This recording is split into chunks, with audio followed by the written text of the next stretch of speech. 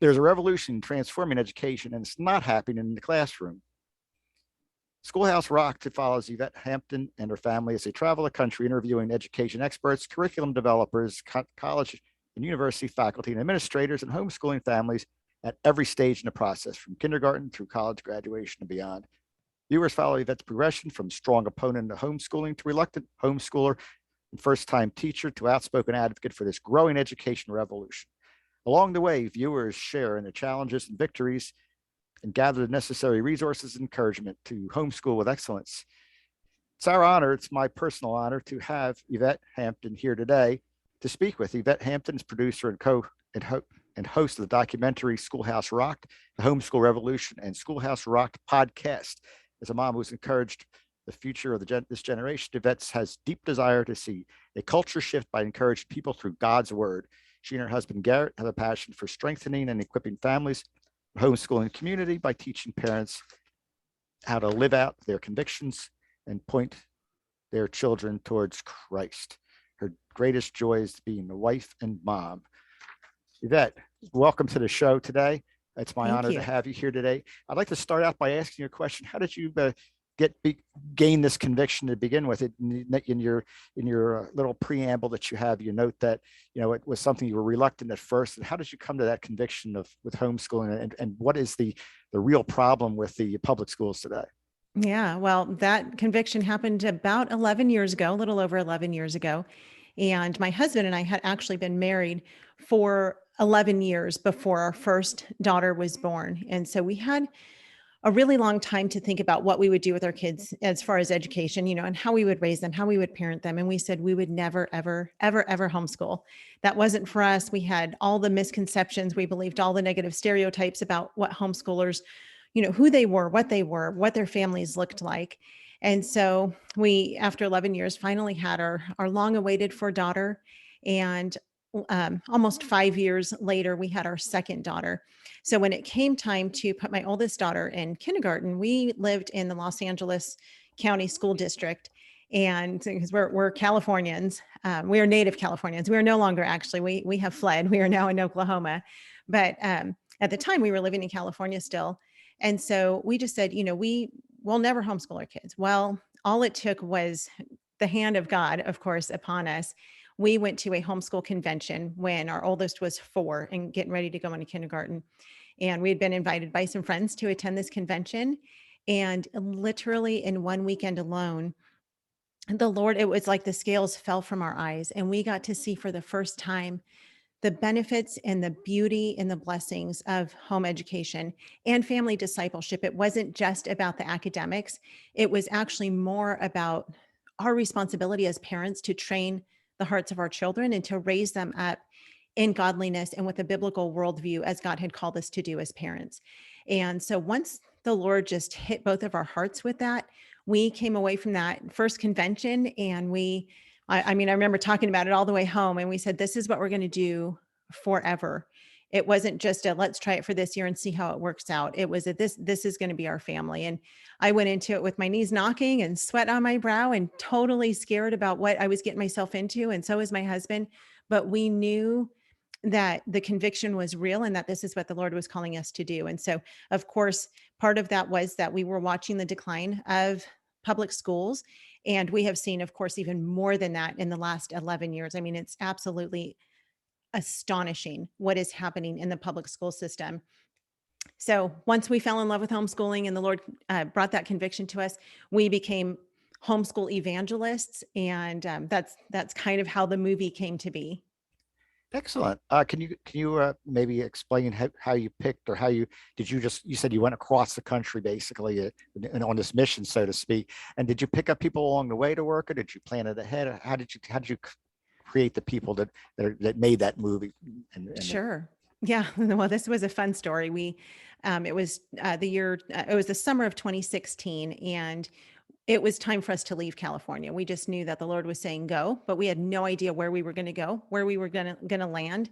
But we started making preparations. We put our house up for sale. We sold basically everything in our house and made plans to travel in an RV And at the same time that we were making plans to travel and to leave California, the Lord put it on my husband's heart actually to film this documentary. He is a filmmaker. He worked in the Hollywood film industry for many, many years. And then he taught film. Following that, he left the Hollywood industry because it was just really hard on our family. So after he left the industry, he went on to teach film, and he took his love for filmmaking and our passion for homeschooling. And that was really how Schoolhouse Rocked was born, was putting those two things together. And so we left in December of 2016.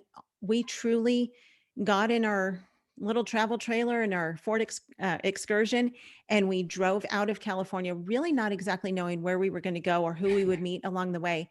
But we trusted the Lord to bring this film together.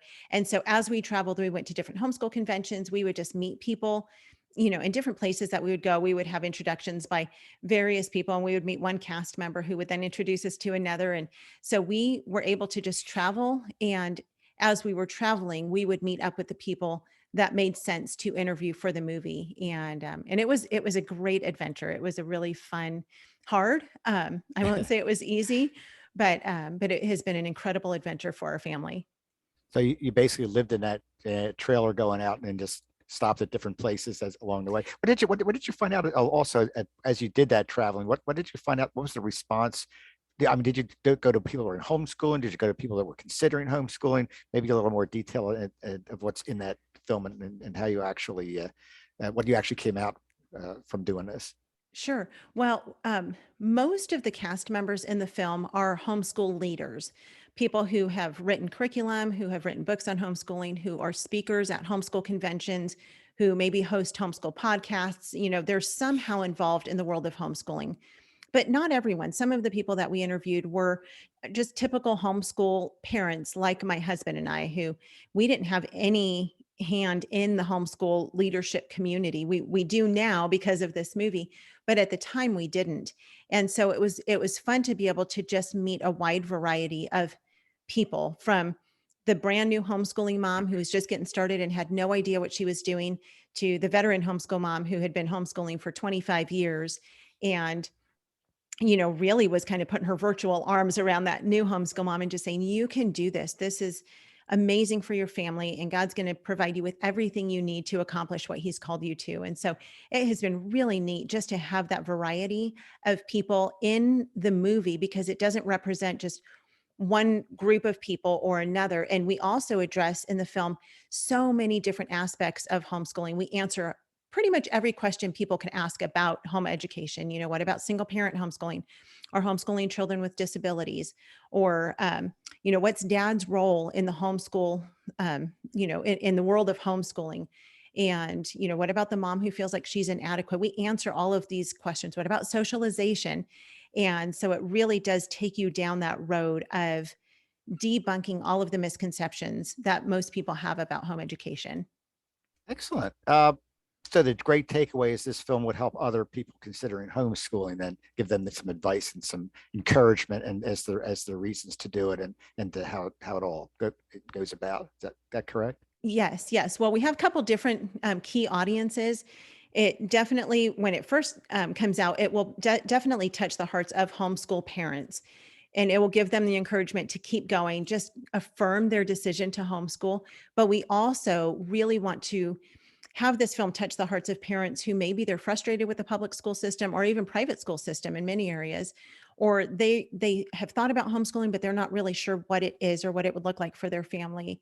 And just to show them really what homeschooling is. And we don't always show it in a, beautiful light. It's not always easy. We show that there are hard parts about homeschooling, but we really do bring the encouragement that people need. And then it also will answer questions for maybe the naysayers in your life who, maybe a family has decided to homeschool, but grandma and grandpa are saying, no, don't homeschool. That's a terrible choice. And it's simply, what we have found is that it's simply because people simply do not understand homeschooling and what it is. And once they open their eyes to it and start to understand it, very few people balk at the idea of parents having their kids home and homeschooling them today.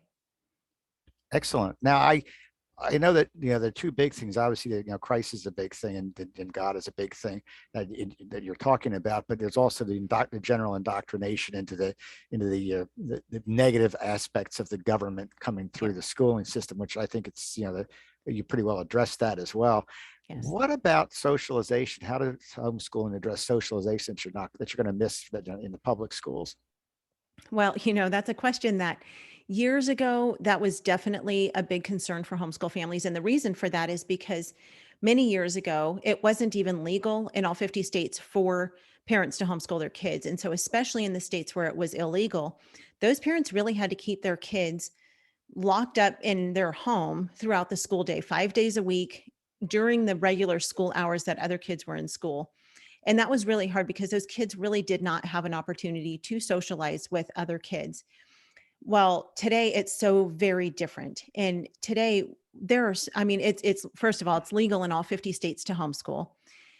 And there are so many opportunities for kids to be involved in their local communities in almost every area of this country. Kids can be involved in co-ops. A lot of churches have co-ops, but a lot of towns just have co-ops that are not even connected to a church. They're just a group of families who get together, and the moms teach different subjects, and they do field trips together, and they do park days together. They do sports together. There are so many ways that homeschoolers can be involved. And when you look at socialization, and we address this in the movie, people think, well, our kids aren't going to be socialized. Well, why do we want our kids to be socialized and to replicate what the kids are doing in the public school system? I mean, that's literally the complete opposite of what I want for my children. I don't want them to be socialized by their peers who are in the public schools. I want them to be socialized by other families who are like-minded and who have the same morals and values and goals in life that we have. And so there are very few areas in this nation where there is not an opportunity for homeschool families to get involved somehow. It's just grown so much. And so now, it's never an issue for us to take our kids out to the store in the middle of the day. No one ever questions why I have my children at the grocery store at 2 o'clock on a Wednesday afternoon, Right. whereas 20 years ago, they would have questioned that and maybe looked at you a little bit funny. But so socialization, I think someone actually says this in the movie, socialization is one of the best reasons to homeschool, because who are our kids socializing with? And so we get to really have a lot more control over the people that our kids are spending time with when we homeschool them. And another question I didn't see anywhere in looking at your bio or anything about the movie, but maybe you can answer this one. Is anyone addressing the uh, inequality of funds distribution? And we all pay these school taxes on property and et cetera. And now you're homeschooling and you're not getting a piece of that pie. Is there any movement to address that and maybe get some supplies and funding for homeschooling? That is a great question. And that is a question that has been battled amongst homeschool families truly for many, many years. And the reason is this. Yes, it is unfortunate that we are paying into a school system that we are not taking part in, because it's basically just like flushing our money down the toilet. As a matter of fact, I would argue that it's worse than that, because we're putting our money into a system that we don't believe in.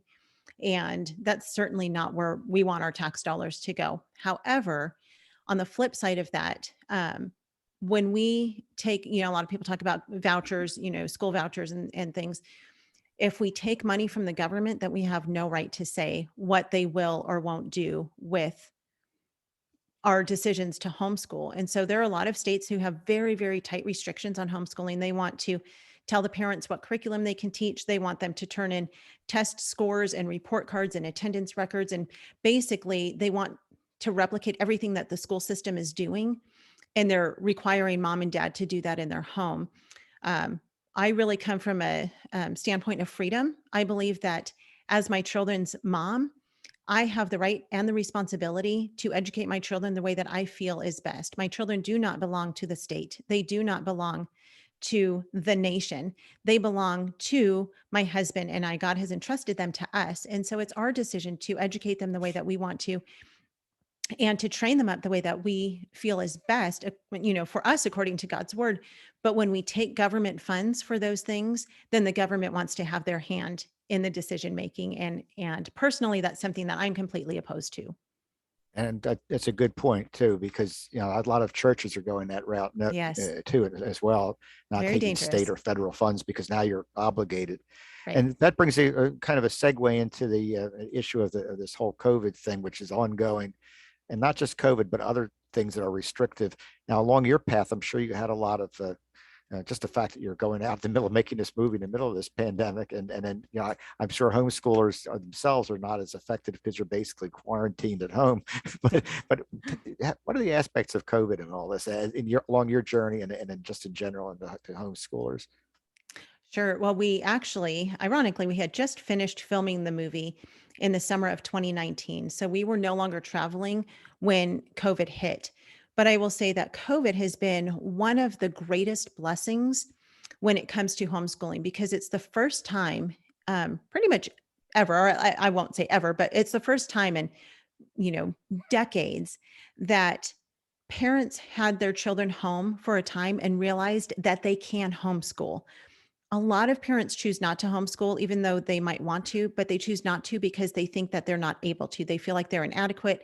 They don't have the education. They don't have the resources. They don't have what it takes in order to educate their children. And so when parents brought their kids home, they were able to see for the first time, wow, I really actually can do this. And I really like being with my kids. And so COVID has really been beneficial, I will say, to the homeschool movement. I mean, homeschooling has doubled in number at least since COVID shut down so many schools, and parents just said, we're not sending our kids back to that, especially after they started seeing what was happening, behind the scenes, and they're watching their kids' virtual classes and what the teachers were really teaching them. Because for so long, parents really have kind of stuck their head in the sand and refused to recognize or even try to figure out what their kids were learning in school. Because how many kids really come home? Mom and dad say, how was your day today? And the kid says, fine. What'd you learn today? Well, I learned a little bit of history, a little bit of math. They don't go into detail about any of the indoctrination because they're children. They don't even understand that they're being indoctrinated. And so since parents have really been able to open their eyes to what is happening, it has really grown the homeschool world. And that has been a huge, huge benefit of this whole COVID mess. I think one of the greatest benefits. Yeah, and one of the that's a good point you make too. And COVID really brought out with that home with the home education that because they couldn't go into the classrooms. And a number of years back when before my kids left, and they're all grown up now, but I actually approached the school board and asked if we could get a consortium of the parents to sit in on the classes to see what was being taught, and they would not allow it. They Right. literally would not allow the parents to see what the teachers were teaching. At that point, I became a strong advocate for homeschooling. So when I had a chance to interview, I was so excited because I've been an advocate of homeschooling. I wish I had known this years and years ago, Yeah. and homeschooled my own kids. We're going to start to close this up on two things, but just one thing. What's the big takeaway for this for homeschoolers? What do you hope the viewers will take away from this film? I really hope that parents will understand what their responsibility is as parents and that we only have our kids for such a short time. You look at life from birth until, the average age of what, 80, 85 years old. It's only a few short years, the first 18 years of your child's life, that they are under your care and under your authority. That's a very short time, but those 18 years are the most formative years of their whole life. And that will affect who they become as adults pretty much for the rest of their life, but not just for the rest of their life here on earth, for all of eternity. And so, scripture talks so much about our role as parents and just our responsibility. Psalm 1:1 and 2 says, blessed is the man who walks not in the counsel of the wicked, nor stands in the way of sinners, nor sits in the seat of scoffers, but his delight is in the law of the Lord, and on his law he meditates day and night. Well, it's hard to meditate on the law of the Lord during the day and even into the night with all the homework and extracurricular activities that come with school when our kids are away from us. If our kids go to school from kindergarten through 12th grade, they are away. And this is just school hours. This is not including any field trips or extracurricular activities or sports or anything. Just the school hours. Kids are away from their parents for over 16,000 hours of their childhood. I mean, if you think about that and let that sink in, that is a lot of time to lose influence over your child and have someone else teaching them their values and their morals and their standards and their way of life. And so while there are a lot of great teachers out there who really do love kids and they want what's best for them, no one is going to love your kids the way that you love them as their parent. And no one else is going to teach them and be able to cater their education to them the way that parents will be able to cater the education to their children, because mom and dad know them best. Mom and dad love them most.